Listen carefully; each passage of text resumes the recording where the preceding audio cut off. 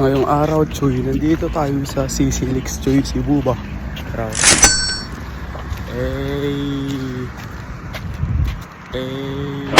Panibagong araw, panibagong buhay na naman, Choy. At pag panibagong buhay, syempre panibagong pagkakataon yan. Kaya gagamitin natin ng pagkakataong to para mag-jogging, magpapawis, at kumain.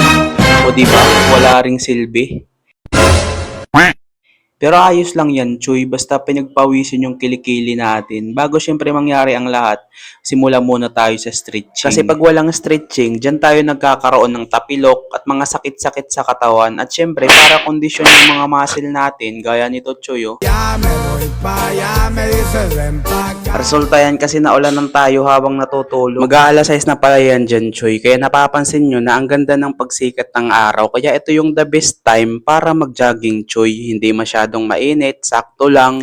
At may dalawang kasama pala ako dito, Choy, mga taga sa amin. Tsaka maraming magaganda dito, Choy. Magandang tanawin ba? Gaya nito, kita nyo yung dagat, bukid, at mga gusali. Pero ang problema, Choy, sobrang haba ng tulay na to. At sa mga nakarang ilang araw, Choy, na pagja-jogging ko ay nasa 6,000 steps lang yung nagagawa ko. Pero dito, Choy, grabe, halos 21,000 steps yung nagawa ko.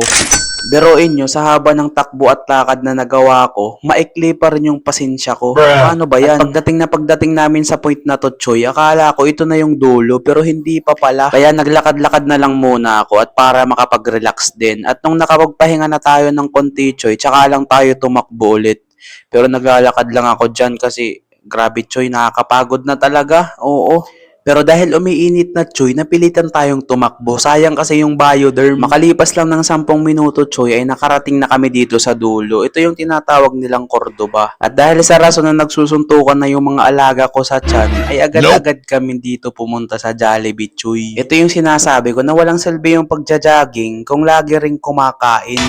Pagkatapos namin kumain dyan, Choy, syempre, tapos na kami kumain. Ano pa ba sunod? Syempre, uuwi.